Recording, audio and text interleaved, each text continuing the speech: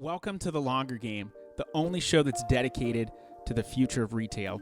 We bring on real-life people in the retail industry.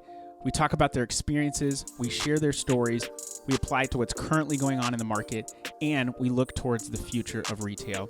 You could say it's Retail Reimagined. My name is Michael Maher. I run a customized, done-for-you service agency called Cartology that helps brands win on Amazon. Now, while my expertise stems in the Amazon field, we bring on a wide array of guests because retail is expansive. You've got e-commerce. Yes, you've got marketplaces like Amazon.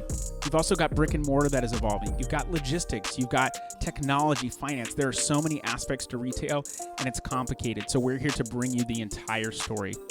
Do you think that you have an interesting story and you'd like to tell it on the podcast? Then go to thelongergame.com and fill out a form to be a guest on the show today. You can catch The Longer Game on any social channels: LinkedIn, Facebook, Instagram, Twitter, YouTube, and our website, thelongergame.com. We've got all awesome guests on this show, so that I will promise. Are you ready to hear more about the future of retail? Let's get down to business. Welcome, everybody, to The Longer Game, the podcast that talks about retail. And I have been around in the Amazon world for a little while, and I have someone on the show today that I think kind of matches that. He's been around for a good bit, and I'm excited to have him on to talk. And we have not, I don't think we've really, I mean, kind of crossed paths, but not really, but we've been around kind of in some of the same circles. And so talking even before this, it was cool to find out what's going on. But I have Ryan Burgess here with me. He's the head of growth at IntentWise, a platform that my agency actually uses and loves. And so I'm excited to have you on to talk Amazon, talk retail, talk all that stuff. So welcome, man. Thanks for coming on. Awesome. Yeah, thanks for having me, Michael. I'm excited for this. Like you said, we've been in the space for a while, and I've definitely seen you around. But it's great to sit down and just chat about all things Amazon and retail today. Tell people, for people that don't know, I mean, they probably do, but why don't you tell people a little bit more about IntentWise? Like, Sure. What is the focus? Or whatever you want to talk about. I don't know. Talk about head of growth. Talk about the cool stuff that you're doing, but just tell people a little bit more about what you're doing right now. Yeah, IntentWise is a pretty awesome company, honestly. I've been here since, October of 2022. And before that, I was actually a customer of IntentWise. So I had my own agency, and I'll talk about that a little bit later. Yes. But that's how I found IntentWise, right? I was looking for a good ad tech platform. And specifically at the time, I was looking for a good data and analytics platform that could combine all of the different reports for my clients that sold in 10 different geographies on Amazon and had DSP. Doing that reporting was a pain. And so anyways, I stumbled upon IntentWise through a recommendation of a friend. And long story short, when I was looking for a new opportunity, new place to work, I reached out to Srinath and said, hey, I loved working with you guys as a customer. Any chance you're hiring? And he brought me in right away. And so I think it's been a fantastic ride since then. And, in terms of what we do, we're doing a lot of things right now. It's all in the realm of helping brands and agencies who sell on Amazon or Walmart. Primarily, we also support Instacart and Criteo, but helping you make sense of all of the different shopper signals that are out there, right? Like understanding what your shopper behavior is, taking action on that through ad optimizations, DSP optimizations, and being able to grow your business in a much more data-driven way. And so, with that being said, we have 3 solutions, which I'll, roughly describe. But we have an ad optimizer. That's what you would consider like, your standard ad tech, but it's very advanced with one main goal of allowing the advertiser themselves, whether you're an agency or a brand, to implement truly whatever your strategy is. It's like the opposite of being boxed in. And that's what attracted me to IntentWise in the first place. So whether you want to use rules and have like the most complicated set of rules possible to change your bids and budgets, or you want to rely on AI to do that for you, we provide both options, and it's just a very feature-packed platform. But I think where we're leaning in more heavily over the last year, and certainly we'll be leaning in this year, is on tracking those shopper signals that I mentioned. Amazon and Walmart, they're sharing more data, more signals with us than ever before. And that's a big trend that we saw last year. Even in 2022 at Unboxed, Amazon was all about Amazon Marketing Cloud. Here are all the things you can now understand about your shoppers. And so IntentWise is relying on our engineering chops and our data analytics chops to really go build products that make that so much easier for brands and agencies to understand. You don't have to fiddle with SQL or building complex data lakes for yourself. We take that off your plate and allow you just to get right into the analytics. So for me, coming from the agency space where I've always been hands on keyboard managing the ads, it's very refreshing and exciting to be on the tech side of things. Like, how do we build, what should we build? What would be helpful for somebody who was sitting in that seat where I was? What would they want? And how do we actually go accomplish that? And so I've been here about a year and a half, really enjoyed every minute of it. And I'm super excited for what we have planned in the next couple of years. I think that was a really great explanation of IntentWise, because so many ad platforms do box you in. And I think there could be a use case for some, but I want ultimate flexibility. And if we're going to be, a boutique agency that's really focused on providing the best possible value, I want as much control over things as possible.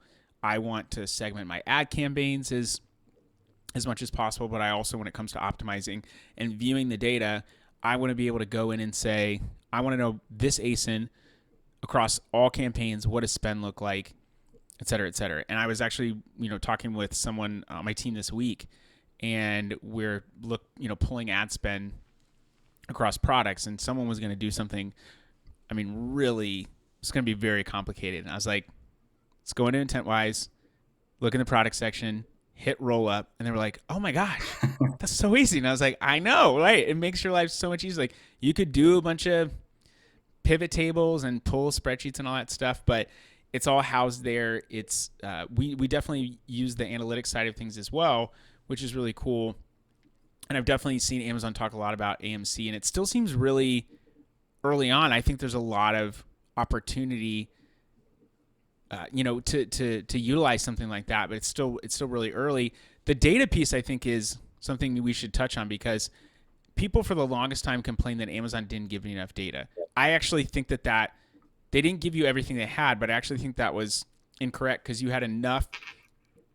You didn't have demographic information, but that's not how you were targeting people unless you were already doing DSP. You, I think, had plenty of information and signals, or at least maybe it wasn't signals, but it was data that allowed you to make the right targeting decisions, increase conversion, et cetera, et cetera. But there's been so much more information that's released. It kind of feels like, man, what do I do with all this? Right. Because stuff, you could go into, search query performance report and just focus in on the amount of impressions, the amount of searches. You could go and look at the amount of add to cart. There's just so much stuff that you can dive into. So and the one thing I'll say is, a lot of people started and created an ad platform, and it was like, that's it. IntentWise had a lot of insight into,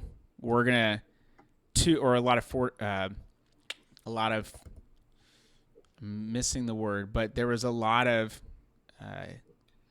smartness. That's a really terrible word, but there was a good thought process of its ad platform to start.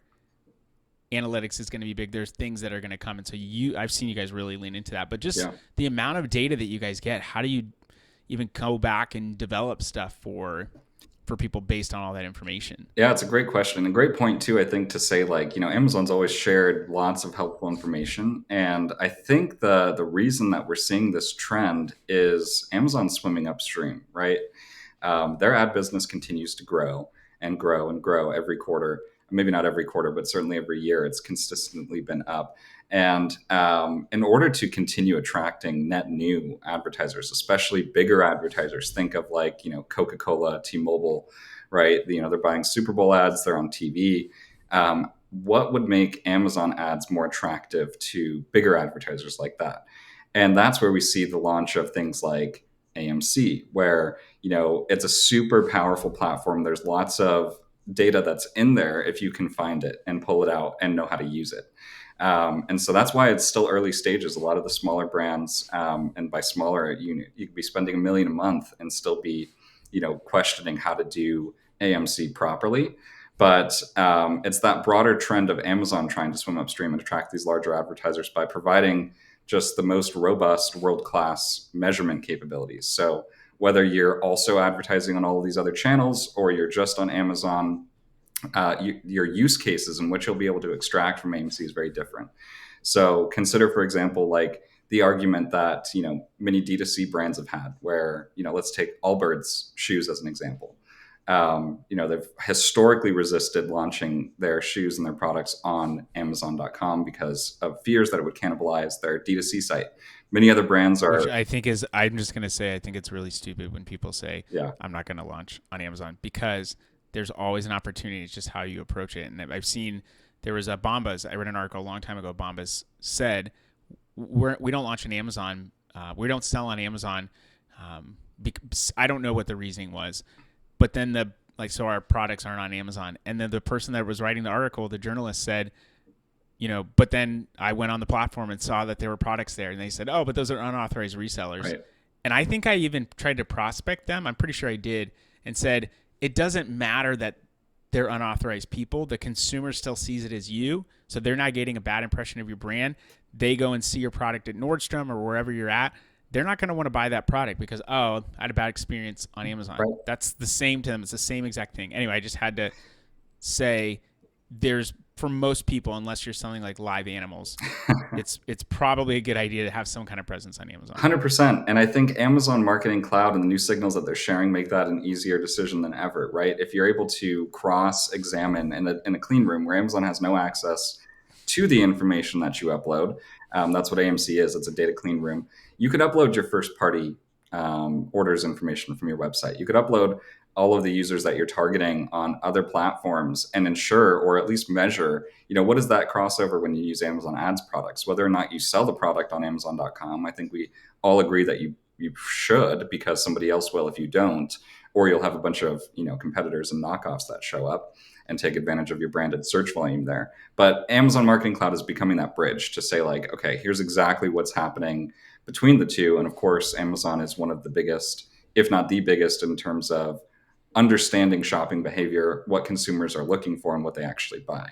They're What I think is crazy is they've had all this information. Like, I imagine maybe some's been added on, but they've had all this information like the whole time. So it must feel really cool, at least for people that have upper executives that have been there for a while that know this and are part of these initiatives. It must be cool to be like, all right, here we go. Like, we're going to, start lighting some stuff on fire. Absolutely. And I think you can feel that too when you talk to Amazon. They're very excited about all these things, and what they sometimes miss, and I don't want to say they're doing anything poorly, but is the level at which their advertisers are at. And so again, going back to AMC, it's like a very complex system to use that Amazon had all the right intentions with opening the floodgates, so to speak. But brands and agencies are struggling now to figure out, okay, it's just this massive database and I can go query what I want out of it, but what do I query? What should I be looking at? What do I do with that information? And so going back to your original question, like, how does IntentWise solve that problem? There's all these signals being thrown at us. It's really a combination of working with our existing partners to figure out what is it that, if you had this insight or these insights, what would those be that would change the way that you run your strategy? And there are some simple examples, right? Like CLTV, customer lifetime value, or long-term value.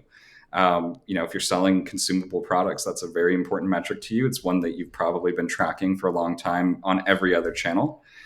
Very difficult to do on Amazon. It's been possible through a couple of hacks, but with AMC, it becomes very easy, and you can assign a CLTV value to those shoppers. Or another example might be multi-touch attribution, right? How many ads are my shoppers being exposed to before they make a purchase? And am I overexposing or underexposing certain groups of shoppers?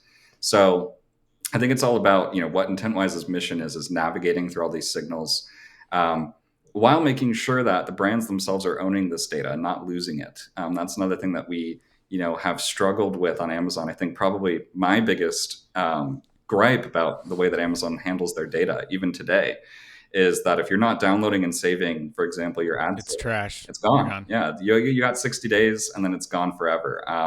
They were smart to add in auto-generated reports. So, Yeah. we go into an account, we turn on at a very basic level, maybe, search term reports for sponsor products and sponsor brands. Even if we're using IntentWise, now we've got a historical database to pull from. Because that was, I remember going and auditing accounts, years ago, and like, okay, well, you don't have any search term data, so now I'm going to have to just go in the past, 65 days and look past, which can give me something, but that's not going to tell me what happened in, 2019 or 2017. Exactly. And I've had accounts in a similar position where maybe they even stopped advertising in the most recent 2 or 3 months while they were waiting for a new partner. And that's the worst case scenario, right? You have search terms, you have lifetime data on them, but if you've been advertising for 5 or 10 years, that doesn't really tell you much. And so you're essentially starting from zero if you don't have a mechanism in place to store and own that data, which is your right to do as a brand and an advertiser. You're spending this money. And so that's the other main problem that we are trying to solve, is making it easy for brands to own this data, but then also making it easy for brands to use it, right? Connecting it together. There's like something like 50 or 60 different reports, I think at least, that we download just from Amazon's APIs. And so, there's no way you would want to go through that and do that monthly or weekly for all of your accounts. It would take forever, but we make that process easy, and then we make it very accessible so that you can go and rely on that historical data later in the future. The sheer amount of data can be kind of, man, I'm really good with the words today. It could be kind of scary Yeah. to look at all that and say, okay, where do I start? And I honestly, I think one of the best things that you could do if you're a brand, or even if you're newer at like an agency, is, or even if you're a newer agency, you're just getting access to certain reports. One, I think, would be talk with someone who has viewed it or has used it as a tool. It starts to open up ideas that you have. Like very early on when Search Query Performance Report came out, I met with a couple of other like Amazon professionals, and we just talked about like, how could we use this? What could this be beneficial for? And everyone had some great input, because it was just thinking about it from a different perspective or a different lens. And the other thing I would say is, I mean, at least for me, just spend some time in it. Yeah. It feels non-productive, but when I get into an ad account, if I'm the one that's going to go in and optimize and adjust, and even if I'm going and doing an audit, talking with someone in the sales process, I kind of have to just go. It's not, I was talking with an advertiser today on my team. We're just talking about how things are not always linear. It's not just look at this and then look at this. I mean, if I see conversion rates dropped on a product, sure, I'm going to go look at, are there decrease in reviews? What do the media assets look like? Have something changed? Has there been there's a lot of stuff to look at, but it's not always linear. Maybe I pull a report in Search Query Performance that tells me something that I'm like, okay, I see a signal here. We have a lot of add to carts, but not a lot of conversions, not a lot of actual purchases. Okay, well, now I want to go look at brand analytics and see, where do we show up on this for this term in terms of top converted? Like, do we have room to improve? So there's a lot of different angles and ways that you could go at it. And so sometimes just sitting with it can be really helpful. And so I think anyone who's starting to look at AMC, I mean, Amazon's got a course that's very basic. I'm sure if they're using IntentWise, I know you would walk them through, here's what we're saying, here's this stuff, be open to feedback that they have, because you've been like that with us on, stuff on the search side. So there's I think just taking time to let it sink in is crucial to being able to utilize it. 100%. And that's why I would always say, there's probably like a framework of steps you should take when you're ready to get serious about your data strategy, is what we call it here at IntentWise. And certainly the first step, even if you don't think you're ready, is to start collecting your data, right? Just like we talked about. Just never a bad time to start that. Exactly. So if you're not ready to, spend 2 weeks digging in and finding all the trends, at least make sure that when you are ready, you're going to have something to look at. And so whether that's ads data, you're storing that. If it's AMC, when you create an instance, it only backfills data for the previous 7 days, right? So like, there's no reason not to create an instance if you're eligible, which would require having some amount of DSP spend today. That's the requirement. So if you're eligible, it's free. Create that instance, start backfilling the data so that you can start doing monthly analysis when you're ready. Get it created while it's still free too. I mean, who knows if that could be charged at some point. Exactly. So I mean, that's like any good strategy for a brand or company. Hey, we've got this free thing. Try it out. Yeah. Oh, you like it? Great. It now costs $1,000 to create an instance. And the thing is, people see the utility of it. They talk with other people. Of course, they're going to pay that. Maybe I just gave Amazon an idea. They probably already had it, but we'll see. We'll see how long it takes for that stuff to maybe cost money. It's definitely happened in the past, right? We've seen it with A plus content. Sometimes it goes the other way around. And I know there are Sure. paid features within AMC already, and the price tag on those paid features, like to get additional insights, because AMC by default, the free version only includes ad attributed events. So it's not going to include anything organic, like organic detailed page Which views. of course people want to see. Of course people want to see organic stuff. It's critical, right? You need that, depending on your analysis. Like if you're, especially if you're doing CLTV, you need to know what your organic sales are looking like as well. You have to pay extra for that, and the price can range. I mean, we've literally seen anywhere from as low as $100 a month to as high as $30,000 a month to get access to that additional data set. So definitely start early, start while it's free, and take advantage of it while you can, because it's such a powerful tool, especially for larger brands. It would make perfect sense if it doesn't stay free forever. Amazon is, it would make a lot of sense. Amazon is also, you talked about being able to pull in your own information in this clean room that Amazon can't see, which I think a lot of people have concerns about, and sometimes justified. I think sometimes it's a little bit of the boogeyman they think is out to get you, Yeah. but that they don't want to share stuff with Amazon. They're worried they're going to copy you. And that's a whole other podcast, I think. My high level take on it is, if you've got something that's kind of commoditized, anyone could come after you. So of course, if you're selling on Amazon and they see, I watched the antitrust hearings, or recaps of it, or read reports, and they were asked, do you use shopper data, or sorry, do you use a brand data? No, we don't. But then they said, oh well, we use category data. Yeah. That's just a different way of saying brand data that's aggregated differently. Whatever, six of one, half dozen another. So if they've got this information and they have big buying power, and you're selling a commodity product, you kind of set yourself up Yeah. in that way. Now, if you've got some brand IP, okay, I don't think that Amazon really wants to go after many people. I don't know that it's a profitable business for them, or very profitable. They've also gotten a lot of heat for, part of the antitrust stuff was, you're preferring your own products instead of ad placements. And we started to notice all those, like, Amazon brands that quickly turned back over to ad placements before. So I don't know. I think you should be wise in what you're doing, but also I think it really depends upon your product too. Yeah. And I'll say this, like, there's definitely been some sketchy things that have happened, right? Like you mentioned it, promoting private label products, taking ad placements, or potentially even inflating the cost per click on certain keywords for their private label products. But at the end of the day, to me, it boils down to this simple truth, which is that Amazon's the most customer centric company on the planet. And ultimately, every decision they make is going to be in favor of what will our customers appreciate. And so, to your point, if you sell a commoditized product and Amazon can make it better and or cheaper, and they're going to go do that, 10 out of 10 times. That's one of their core values, their biggest core value. And so when it comes to having concerns about, what they're going to look at, I mean, you're selling in their store, they have access to your sales numbers, they know all of this information, and they're looking at it from a perspective of what do Amazon customers want? And can When we, people were upset about Facebook and Google collecting their data and giving it to people, I was shocked that people were surprised by that. How do you think you're able to have free Gmail? yeah, How do you like, Google Maps, like, yeah, like, come on, like, that's just, it seemed crazy. Now, I'm not saying I agree with all the ways they're using data, because I don't. And one of the things that really bothered me about those antitrust hearings was hearing that Alphabet, or Google and Meta, then Facebook still, said, hey, if we ever get into antitrust stuff, let's make sure we work together. I'm like, okay. We use Google products, and I was like kind of pissed. I was trying to find a better alternative, but not going to use Microsoft Office. I just refused to do that. So if it's free, I would. you're the product, right? That's what they say.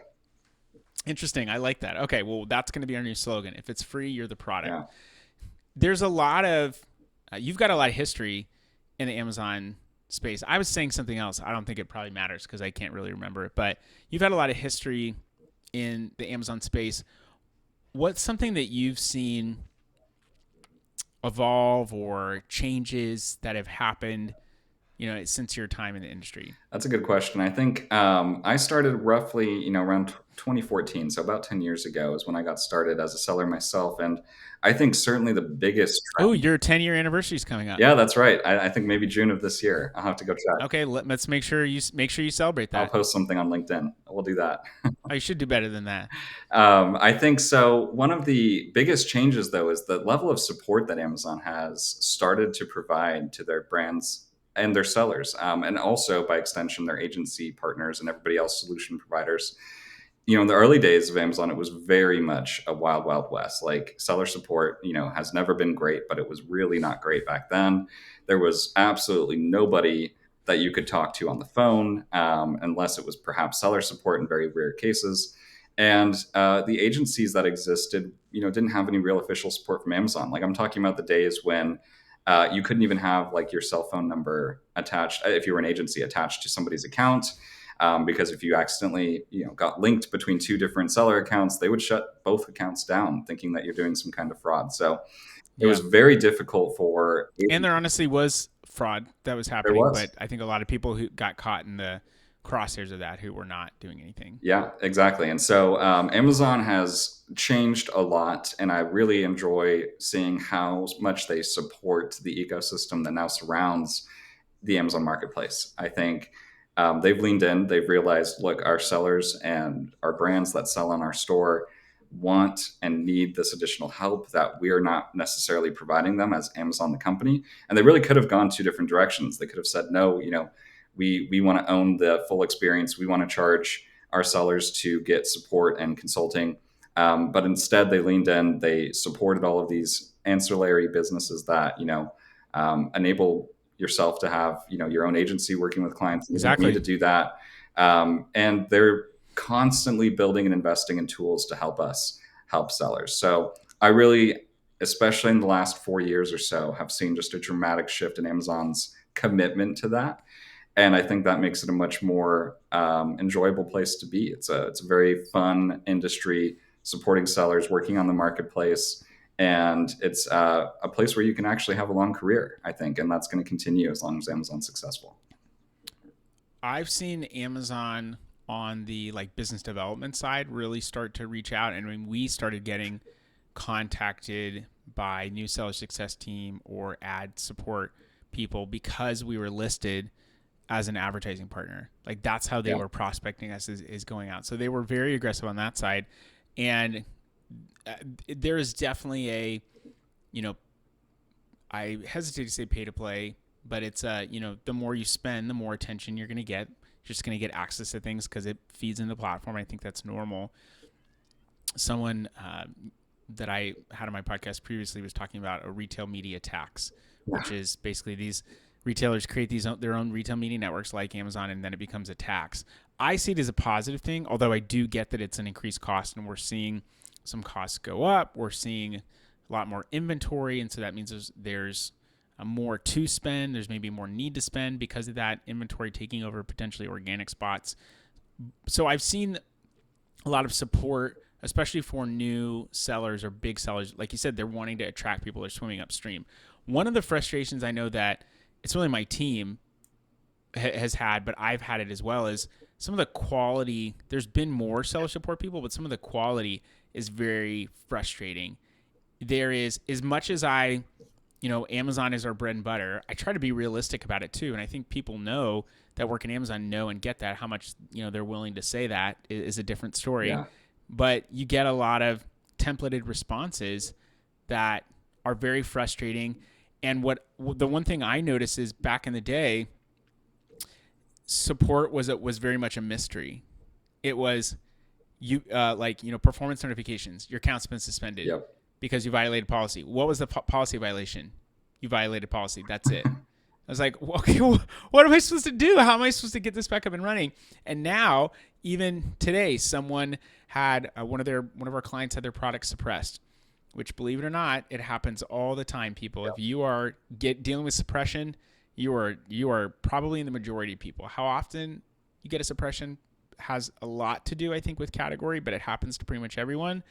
And Amazon said, hey, these were the things that were the violation. That never would have happened 6, 7, maybe even 4 years ago. So some of the intel is better, but I think as they've grown, there's been this decrease in quality of some of the support. Like when you get a good person, you get a good person. When you get a bad person, it's like, man, I'm now having to tell you how to do your job. That seems kind of crazy. Yeah. And I will say, again, going back to Amazon's core values, it's customer obsession. And I think another one is frugality, right? And so it kind of explains, I think, why they've made some of the decisions they have in terms of seller support and Sure. machine learning and allowing the machines to do it. It does create a poor experience, though. And, um, what I've always said about Amazon, what attracted me to it in the first place, is it's really the set of rules, right? Amazon's marketplace has always been a set of structured rules. You have to list your products this way. You have to take your photos this way. You have to be in this category. You have to follow this rule on pricing. And those rules have continued to evolve and change, but there's so many of them. And really, you're trying to do two things. You're trying to operate within the rules so you can stay on the platform. And if you operate within this, more obscure set of rules, you'll be the top seller in your category on this platform. And so I think that's where it gets really interesting, is like understanding all of the different frameworks and the rules that you have to live within, and go get help from people if you're unsure about listing your product in this category or why you keep getting suspended. Amazon's not there to help you become the top seller, right? They're there to give you the tools Right. and all of the resources to do that on your own. Believe it or not, people, they are not there to make you better. They want you to succeed on the platform, but there's a reason why they don't say, use these keywords, do this. They give you the data, they turn it over to you, and that's why there are service providers like myself, why there are SaaS companies like IntentWise. There are maybe even you guys are more of a PaaS now, a platform as a service, but there's a lot of stuff that you have to figure out. They're not just going to come right out and tell you. Amazon promotes healthy competition in their marketplace. I mean, I know, of course, the FTC lawsuit has a differing opinion on that, but overall, Sure, right? I think Amazon's a really easy target, and I remember I want to look at things. I wouldn't say evenly, but I want to look at them with open eyes, and they do, I guess, I do think they promote some competition. There are some things that could be seen as anti-competitive, but there's like small business organizations that still to this day are trying to take down Amazon because Amazon killed small businesses. And that just could not be more wrong. I was a small business and they enabled me to have a business. The problem was not Amazon in that regard. Amazon accelerated what was going to happen no matter what, and it was usage of the internet. And if you said, I'm going to stay entrenched in brick and mortar and do nothing that attracts people, I'm not going to sell online because Amazon's taken from me, you're just being bitter. That has nothing to do with them killing small business. They actually enabled a lot. And that's a great press talking point, let's be honest, for them. Like, we've got, 2 million sellers, whatever, that are all small businesses. So that's great from them, but they're an easy target. Someone wrote an article that said there's 4,000 something, illegal products on Amazon that I went and looked up, or 4,000 fakes. And I'm like, out of how many million? Like, that's a pretty good percentage point. You can frame it however you want, but they are an easy target. They are. But at the end of the day, the way that I look at it, and I think you do too, is there's no better opportunity for small businesses than Amazon. I mean, I don't have the numbers in front of me, but I know it's over 350 million monthly visitors to Amazon.com, I think. It's actually 1 billion. Well, not Amazon.com, all the sites. All the sites. Yeah, over 1 billion. It's 1 billion. Not to mention, that's a cooler number, right? 1 billion. That's huge, right? That's like meta numbers almost. And so I would actually guess that it is probably predominantly US, although some of the marketplaces that are making a run for it, like Japan, I think is now passed up UK. Yeah. Germany's number 2. I don't think a lot of people would expect that. So, I mean, Turkey, Brazil, it's all over the place now. It is, and that's because Amazon has obviously had all of this growth from their customer-centric principles, but it enables small businesses that didn't exist yesterday to go launch and have access to those customers, right? And so there are some things that you have to give up in exchange for that. For example, your referral fees, your FBA fees. I mean, it's still, FBA fees are probably the cheapest way that most small businesses will be able to fulfill their orders. When people look at direct-to-consumer versus Amazon, they'll say, well, I make more money, on my direct-to-consumer site, which could be true if you only factor in your credit card processor and maybe what it costs you to ship, and that's it. But Amazon's always going to be able to ship it cheaper. You'd be really hard pressed to find that you couldn't ship it cheaper, unless we're talking about, a Nike. dresser or something like that. Or I mean, just if it's really, really big stuff, it's going to be harder to ship that cheaper if you're wanting to sell it, FBA. If you're going to fulfill it yourselves, it's a different story. But there is just a ton of opportunity for people to get in and access this customer that's ready to buy. That's the best thing. So you're going to convert more. You're going to get more bang for your buck. And at the end of the day, we have clients who are more profitable on Amazon than they are on the direct-to-consumer because you handle the infrastructure, meaning the site, the design, you handle UX, UI, you have to drive traffic. Your conversion rates are historically lower, 2 to 3%. You're killing it on your own site, and Prime members on Amazon convert 70% of the time they're on site. It's crazy. There's really no comparison when you look at the intent behind somebody who visits Amazon.com. They're there to buy something. They usually know what they're going to buy too, and they're going to type it directly. Well done. Intent-wise. Intent-wise, exactly. I see. Yep. On the nose. Srinath tells that story a lot. That's exactly how they started this business, was to try to project customer intent. And it started actually in a different realm. It was in the Google Ads world, believe it or not, in very early days when he had the epiphany of Amazon ads. Like, this is clearly the place where people are making the transactions. So this is where the data is. But I actually think it's a really good, there's some bad names out there. And I think it's a really good name because one of the reasons I like it is because it's a little bit platform agnostic. Like, even if it was predominantly Amazon, whether you expand or not, people now see it as intent-wise instead of Amazon only specific thing. It stands on its own. And that's exactly what we're trying to do as well, is continue expanding. We have a majority of our clients are on Amazon. That's where their money is being spent. But Walmart Connect is becoming a major advertising platform. It's a major retailer. Certainly nothing to sleep on right now.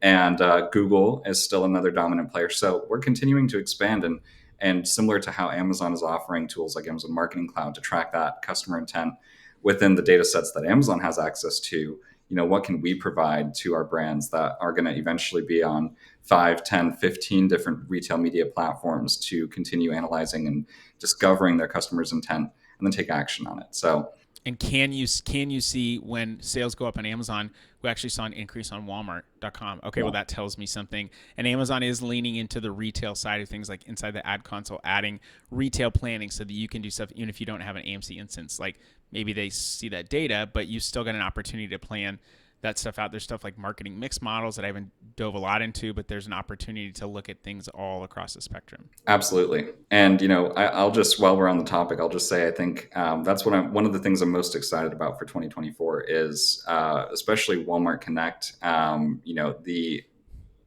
platform has had its challenges over the last several years. It's not brand new. Oh yeah. But they are. I was a seller that got on Jet. Oh yeah. And it was like one of the worst experiences ever when they acquired that IP. And then, when they acquired the company and then let people go, I'm like, why? What was the point? It took, I think, at least 4 to 6 weeks for me to submit my catalog and it to get processed. Yeah. And nothing ever even really went live because there were so many kinks in it. I completely forgot about Jet until you just said that. But I also was in the process. I was working in-house at a brand at the time, and we were crushing it on Amazon. I struggled to list everything on Jet. Yeah, right. Everybody did, so you're not alone. Sears also had, or I think still has, a marketplace as well. Interesting. Yeah, I've noticed that they just reopened, I should say, an old Sears location in Burbank, California. Okay. I remember going there as a kid, we needed a lawnmower or whatever, but the marketplace my experience was this. I was selling lacrosse balls. Okay. I was listing a single one. The image that I didn't upload showed a 12-pack, and the title said 12-pack, even though that was not the content that I put up. Someone was mad. Obviously so. You think you're buying a 12-pack for, $7 and you get one. And I filed a case, and they said, hey, thanks for filing a case, like their automated message. We'll get back to you in 7 business days. Brutal. So you're just going to continue shipping these. Okay. Thanks for letting me know. 7 business days. That felt like, that feels like an eternity. Yeah. That's insane. At least we don't have to wait that long. I think Amazon's response times now are generally within 12 hours for most cases. So that's another improvement that I'm happy to see because it used to be several days. Yeah, and or just silence. Right. Although sometimes I feel like I would prefer silence over. We appreciate this. We're gonna get back to you. We're gonna get back to you. We're gonna get back to you. But I think you're right. There's definitely been some improvements on that side. And I would say even on the seller performance side, when people used to just get shut down and there was no recourse, there's a lot more explanation. There's more recourse. They're allowing people to opt into programs that give you hopefully a little bit of comfort, although it's not always the case, but they're giving you more leeway. You can reach out, to an account health specialist and say, hey, our late shipment rate is high because of this. I just want you to make note of that. Hey, Right. thanks for letting us know. And then they're a lot more proactive about it too. I think I've seen fewer and fewer instances where a $30,000 a day business is just shut down overnight with no Right. explanation. It's usually like, hey, you have to fix this or explain it, or you're going to get suspended by the end of the week or something like that. At least they're giving and they're understanding more of the impact that it has when your account or products get suspended. Yeah. Before you go, you were a seller in high school. That's how I got started. Yeah. So Tell us about that. So I started. I was too young to get a job, like a real job. I was under 16 at the time, believe it or not. And so all of my What? friends, No lawn mowing? You didn't want to. You don't want to do any I landscaping had to under do the that. table? I had to do enough of that at home for free. Oh, sure. Right. Okay. True. Yeah, and Touche. so what I wanted to do was figure out, some other way to make money, and I actually started on eBay. And That's where I started. Really? I started on eBay too. Yeah, I started selling on eBay for a year before I ever got onto Amazon. Yeah, eBay was much more accessible. I think it still probably is, right? You don't have to go through nearly. I as sold many- some stuff on it this week. Yeah, there you go. I shut down my store, but as recently as last year, I was still running things on eBay. So it's a great platform. I mean, nothing like Amazon. What were you selling? Was it used stuff or was it new? It was new. So I found this supplier overseas of laser pointers, like little pen laser pointers, right? And I could get You them tricky SOB. How old were you? 14, 15? like probably 15, yeah. And I got these things for like $4.99 a piece overseas. And I remember my first order of like 5 of them, $25, overdrew the bank account. That's crazy. Yeah. I love it. I mean, the one we've talked about how it's enabled a lot of small businesses Amazon has. I know this is eBay, but it is requiring a lot more to really grow. And it's Seriously. not the days of buying 5 items and then selling them, I think are over. But anyway, so you overdrew your bank account. Overdrew the bank account to get my 5 laser pointers. I sent them in. You bought it on credit. Yeah, that's right. Well, I was under 18, so I didn't even have that tool Right. yet. Well, I mean, you basically bought it on the bank's credit. Basically used their That's credit. what I'm saying. Yeah. They sold very quickly. I was selling them for like $35 a pop, right? Because that was the Oh my cheapest laser. gosh. I was just doing some of this research. Like, look, I can buy it here. They sell for this. I can go do that. And once I had enough money to buy my first big order of like 200 laser pointers, that's when I started with Amazon. And so I got my seller account created, and this was probably right around the time that FBA was becoming very easy to use because I was able to figure it out. I had my box that came from DHL. It was all wrapped up and taped like 100 times, Yep. Big yellow tape. Yep. I got it. All I did was I didn't even open it. I just took the FBA labels, put it on the side, sent it straight to Amazon, and again, listened to them for about $30 a pop and watched as all 200 sold within a few days. Oh my gosh, you must have been rolling it. What did your parents say? Did they know, or how did they find out? Yeah, they were blown away because they didn't know anything about how to do this or how Amazon worked, and I was trying to show them all the different things about creating a listing and making sure you attach. These were the days when you would attach to a listing and fight for the buy box. It was just a generic item. Yep. And so You're like, Mom and Dad, I got dinner, and they're like, Right. How do you have $300 or whatever? It was probably way cheaper. yeah, how do you have all of this money? You don't have a job, right? And so I remember that was actually a conversation that lasted for quite a while. It's like, this is not a real job. This is not going to turn into anything. Like, Oh wow. Yeah. Okay, interesting. not necessarily from my parents, but from other people, right? It's like hard to Oh. believe that, this marketplace will breed into what it's become today. And that's why I say I think it's so amazing to see the ancillary economy that has just surrounded the marketplace that Amazon has provided. It's not just about sellers. You can still have and start a successful business selling on Amazon, but you can also use your skills and knowledge and go get a job at an agency and develop your advertising skills and have a long-term career supporting Amazon businesses. There is a niche for almost anything. There are whole companies that all they do is reimbursement of lost and damaged goods. Yeah. That's it. There are people that all they do is copywriting. People that all they do is media assets. Like it's pretty intense. I like that ancillary. What did you say? Ancillary economy. That's going to be in the title of the episode. I can guarantee that right now. I haven't named it yet, but I will. Yeah, I think it's just really cool. Like I dealt with all those issues firsthand, right? Even like reimbursements. That was my biggest like light bulb moment. I actually sent in. I moved from laser pointers. They were actually not allowed on Amazon, and I figured that out after selling a couple shipments of them. And I moved to chargers, like iPhone chargers. Okay. Amazon, oh yeah. They lost them all. They lost all 200 and wrote me a check the next day. And that was like the biggest light bulb moment in terms of this is a business that will go on. There's opportunities here. If I didn't dig, all I have to do is buy a bunch of stuff, give it to them, and let them lose it. Yeah, let me make sure this is as easy to lose as possible. That was my strategy. Oh, I love that. But again, that's how I got obsessed with like digging into the help guides, learning all the rules, figuring out, okay, hey, if Amazon does lose your inventory, here's how you get that money back. And now there are entire companies dedicated to that. And they help sellers get millions or hundreds of millions back every year. And so you can pick any single individual part of the Amazon marketplace, and there are numerous companies there that have built a service around it. You have been very gracious with your time today and giving me extra time, which I appreciate. I think this is one of those episodes we probably could talk for forever. So maybe we'll do it again. Maybe we'll have you come back. I appreciate you coming on. Tell people, Ryan, if they want to find out where you are, where should they look for you? Maybe in like a data clean room somewhere, kind of tidying things up, or like how do they access you? You can find me on LinkedIn. If I'm not, LinkedIn's probably the best place to reach me. I'm posting there semi-frequently, but I'm deep in the weeds of Excel documents and doing webinars and other things on my day-to-day basis. But hit me up on LinkedIn. I'm there every day. Would love to chat and connect, and maybe we can share similar stories and exchange stories of battling it out in the early days of Amazon. I love that. There's so much. I've got so much more now knowing all that to share as well. But thanks for joining us, everyone. Thank you for listening. This has been another episode of The Longer Game, and that's pretty much it. So get on out of here. All right, that was the show. What did you think? That was The Longer Game. We would love for you to share the show with other people and to leave us a review of the show. So go to iTunes, go to Spotify, you can go to YouTube, comment, leave a review, and share this on any social channels that you are active on and wherever you have influence. We want to share this story and stories like it to as many people as possible.